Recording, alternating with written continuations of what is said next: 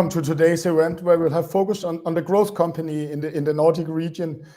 We have had a hard time due to external factors. The interest has been pressuring this sector, but I think maybe the tides are changing, and people should start looking more at the companies and what they maybe be facing in 23. I know macro-wise we don't know, and that's why, of course, we are in the helicopter in today's event, but trying to give an impression of what does the company do, the business model, the investment case, but also a look into 23 and why and how effective will this company or the companies be on the 23. The presentation will last 15 to 20 minutes, and then there will be 5 to 10 minutes Q&A. As always, you can ask questions in the box down below. Do it currently. We run the presentation, and then we keep the questions in the end.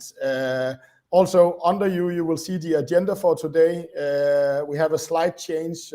Duncan Farmer, unfortunately, cancelled, but rematch will be joining at that point in time. So today will end a little bit earlier. So maybe that's nice. But for now, I think, Marcus, I will hand the call over to you. Thank you very much, Michael, and welcome to all participants and listeners today. My name is Marcus Hammer, and I'm the CEO of Bawat Water Technologies.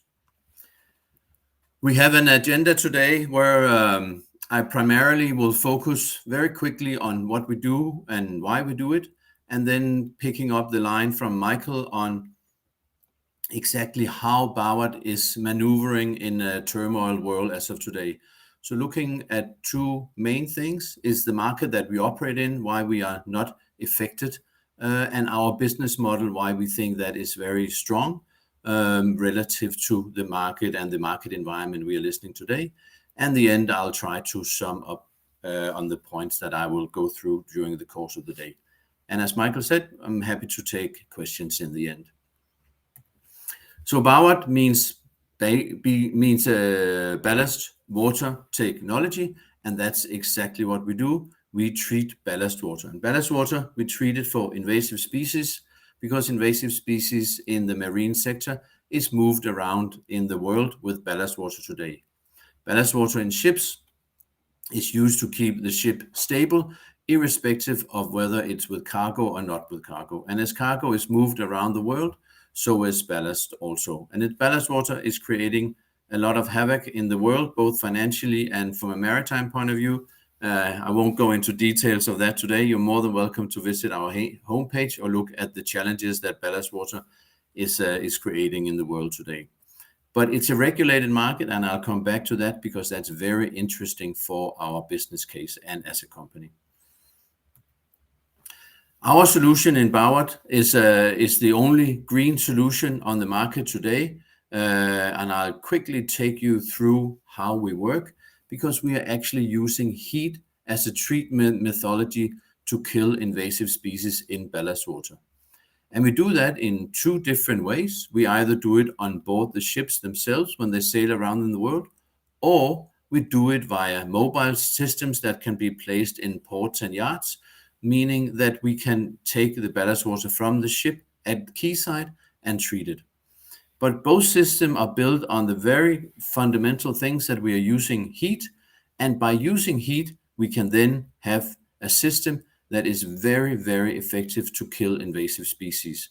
We've seen heat being used as pasteurization for years in the food technology. And we, as the first and only ones, have now also applied it in the space of ballast water to kill marine species there. Our system, and this is important for understanding our business case, is built on complete standardized equipment. So if you look at the pictures both on top and below, you see very common things like a pump, a heat exchangers, piping. Down below you see a furnace, you see a container. So all standardized equipment that can be used in our footprint.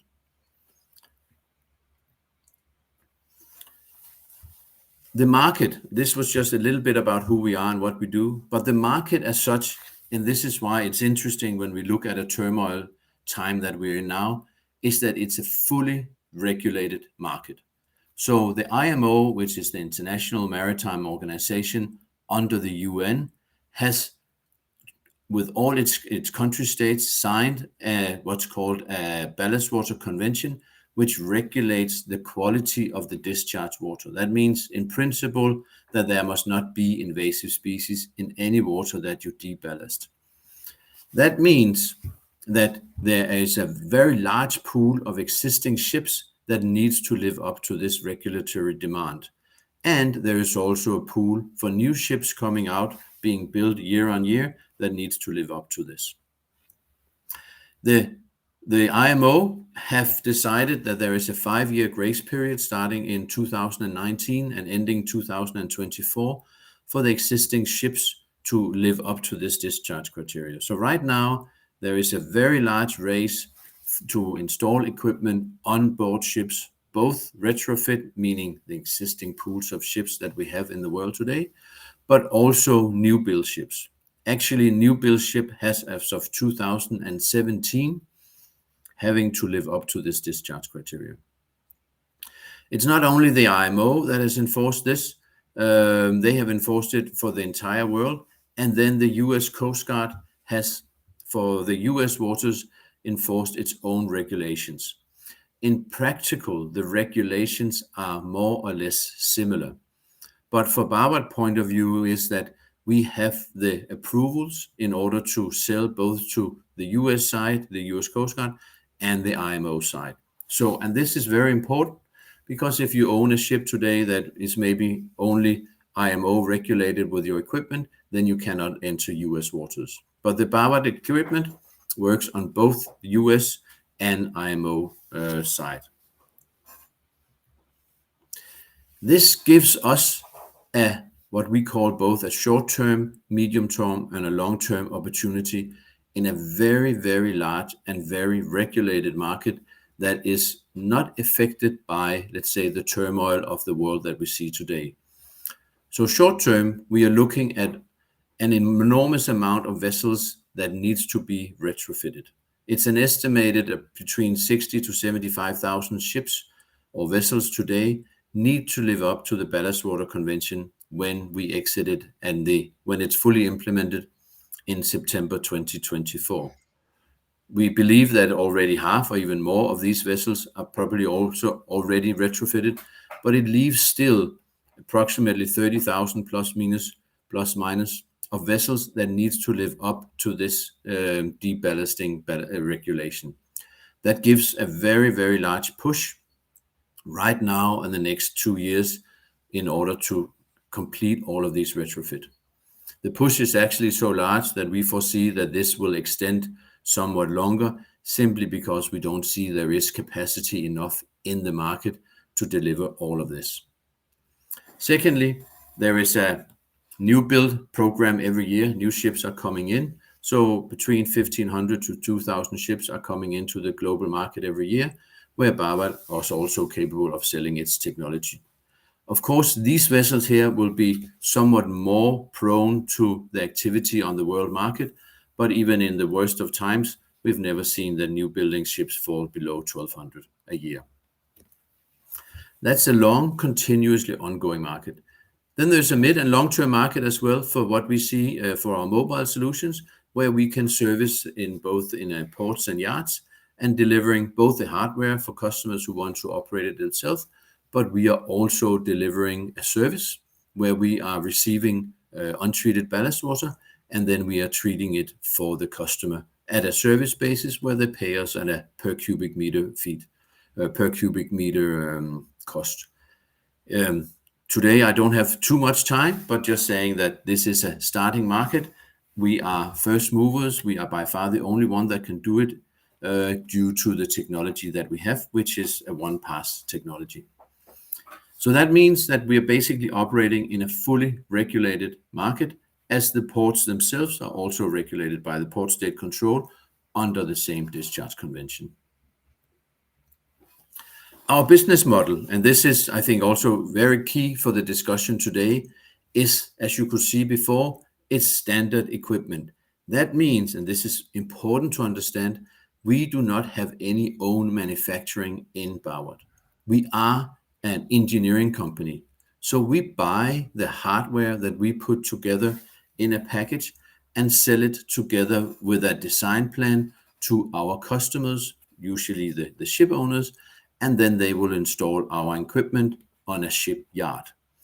But it also means that even though we are a small company, we have a very, very large manufacturing footprint available, because as we are using standard components, we have our sub-suppliers are very large global players, and we can use them as we want. So if we don't get a good price for one, we speak with another and get a good price there. And in terms of now where we see global turmoil, then it's a huge advantage for us that we don't have a large manufacturing footprint that tie up our capital. We have, with this business model, we have a positive cash flow on all our projects, which basically means that we are not tying up cash neither in the projects, nor in inventory, nor in machines, or in any of our manufacturing footprint. So we are a fully engineered company, and thus we are not depending on, let's say, that we have to fill a manufacturing plant or similar.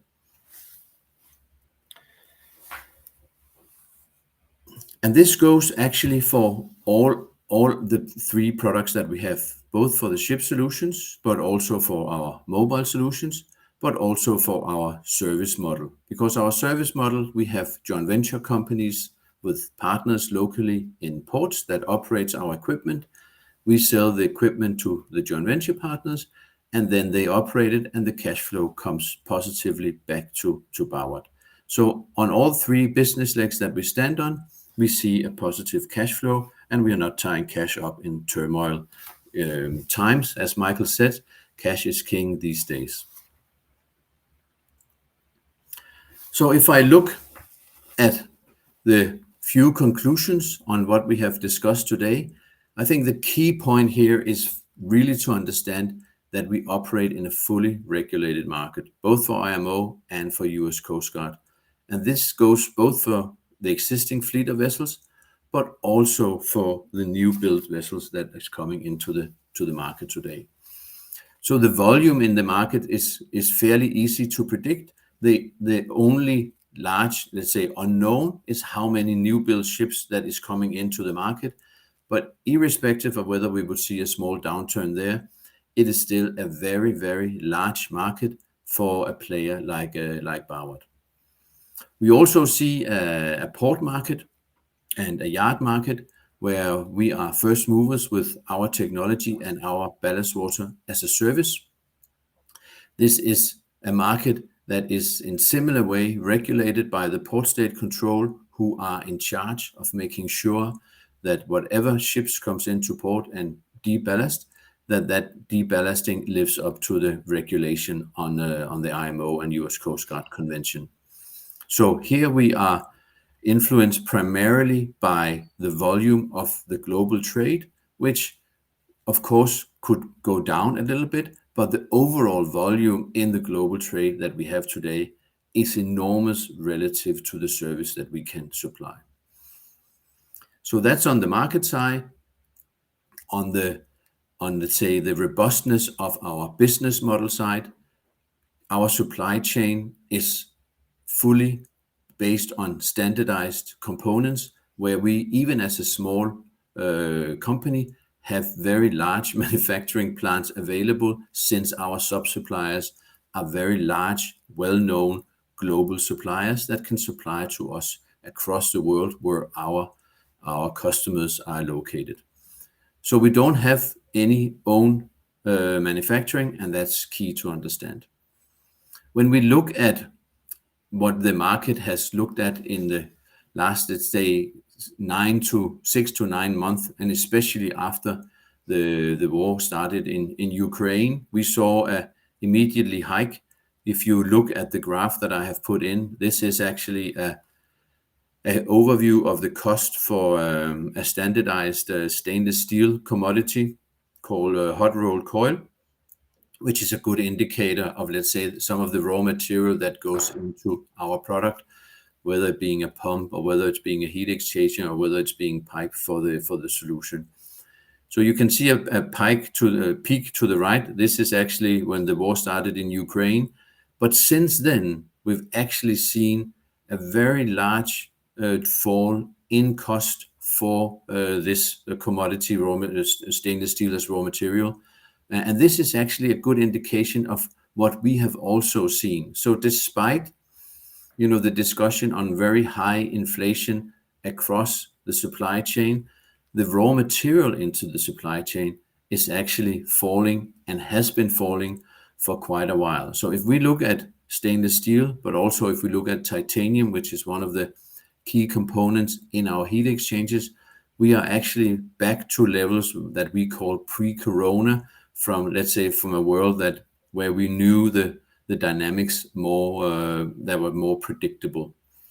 So on steel and hardware, we are seeing now that the prices is actually going in our direction. And more importantly, we are also seeing that supply chain times is now very much back to what it used to be. So we saw an increase under Corona. The supply chain time were increasing.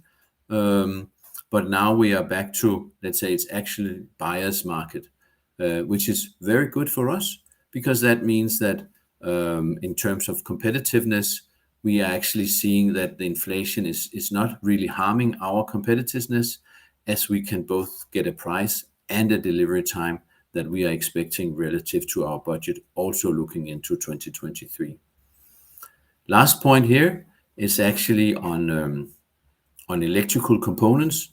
We saw earlier this year and last year also that there was a challenge getting some specific electrical components due to shortage out of China. A lot of Chinese factories were shut down or running on low level due to Corona. But this is actually also completely softened up. And the two main electrical suppliers that we are using for our business have actually, since of November this year, been back to pre-Corona delivery times and prices. We are also protecting ourselves, even though it's standard equipment. We have a couple of, let's say, long lead items that can be a shortage of, that we learned under Corona. And we have those items, it's primarily electrical items. We have them in stock with our main suppliers at their cost. So we always have X amount of, let's say, vessel solutions ready that can be sold from stock, so we don't have any problems on delivery, which is also one of our, let's say, key selling points, that we can supply faster than most of our competitors. So last 2 points, gross margin, I think, is a key point here, that we are seeing being influenced by either inflation or growing prices or difficulty in delivering. We have not experienced that.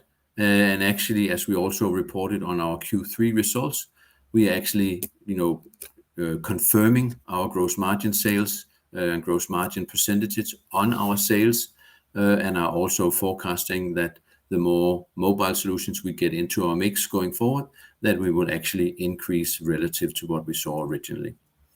Working capital, as I said, is positive on all our projects. So even in these tough times, we are not tying cash up in our company simply due to growth, but we can actually deliver cash as we grow the company in the scaling side of the business that we are in now. Thank you very much. Marcus, should we take some questions? And I should have said cash is king. I didn't, but I'm glad that you reminded me of it and how important that will also be. The first question is actually on the gross margin side. You're saying you are able to maintain it. Is that compared to the IPO expectation? Because I guess when you have gone this much up, and we all maybe already back on the component side, some prices might stick out in that you can sell your system a little bit more expensive. So a little bit elaboration, or is everything given to the customer also by your competitors? No, what we see is that relative to the IPO numbers that we gave, we can see that with the product mix, that especially with mobile system and service coming in, that we can increase it somehow. And also the potential increase that we see on inflation from our sub-suppliers simply by looking at volume business from our side in terms of purchasing and, purchasing in volume and having more business. That means that we are actually, as we grow, we are also a more interesting partner for our sub-suppliers, and that is also reflected in the prices that we can get from them. So this is why I'm saying so far we are not seeing inflation hit our gross margin, because we have means to combat it, and we have also not pushed the inflation onwards to our customers yet, because we are happy as it is right now, so and like to stay competitive. Perfect. Then there's a question here from the outside. You have much bigger orders in mobile solution. Cash is king. Everything is restrained. You have also restrained capacity in your company to sell and project. Will you focus more on that in a restrained way, or will it still be a dual activity by you, where you both go for the ship solution and the mobile solutions? No, it will be a dual activity, because quite a lot of the customers are actually the same. So from the sales force point of view, it makes sense to focus on both things. And from a long-term perspective, it's also important that the customers understand that our technology works well on the ships, because that will give them confidence that it will also work on the mobile solutions on shore.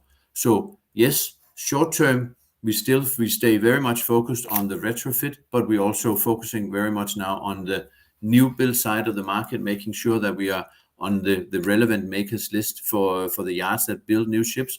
So we are ready for that transition in 2 years. And then we will look at new build and mobile solutions and service. So all three legs is what we are building the company on. Then there's a question, and maybe Tupac, you touched on it. Some part of the shipping market have less to do now. You have been talking about when ships are fully booked, they don't go to yard and get retrofitted, right? So is that a small positive for you? I know it's a part of the shipping market that is getting less to do, not the tanker market. And then the second question here is, 23, it should be a banner year. Everybody needs to retrofit, or September 24, right? But it's a very short time span. Do you expect those, you might say, orders or the regulations will be postponed? So firstly, is it helpful to you that the shipping market is maybe not that busy? And secondly, is it still too busy that IMO will ever have the real effect in 24? I think the effect on that slowdown in the shipping market means that a lot of customers are actually turning and doing the retrofit rather than asking for extensions, because they are try to make money on the ongoing business. So there is a push towards that. From an installation point of view, our system can actually be installed while sailing if the space is enough. So we have actually seen customers that can run operation and still install the ballast system. From a 2024 meeting the regulation point of view, I think it's anybody's best guess whether it will be extended or not. But we can see at least that the flag states that are giving the extensions are getting more and more tough. So shipping owners that has tried to extend for 1 or 2 times because they said they were busy, they are simply not getting extensions anymore. So I think the regulatory arm is pushing to have it end by September 24, but whether in practical, that's a different discussion. Personally, when you ask me, I don't think it will be extended, but I think there will be people that will go beyond the deadline and are allowed, if they can go out and say that they have signed a contract with a company like Bawat or are in the process of installing. I think there will be some flex in that sense, but a real extension, I doubt that. Only there will be flexibility in the timing. And then last question, I think we have time for it, Marcus. A lot of new sales agents was announced. Will that have full effect in 23? I know there's a run-in time, and you also need to prep them, and they need to go out and understand and sell your solution. So will that have a full effect? I think that will have a full effect in 2023, and also with the startup of new salespeople in our organization, that should also have effect in 2023. So I'm quite certain that when we will go out and announce our forecast for 2023, that you will see it will be a significant hike relative to where we're coming from in 2022.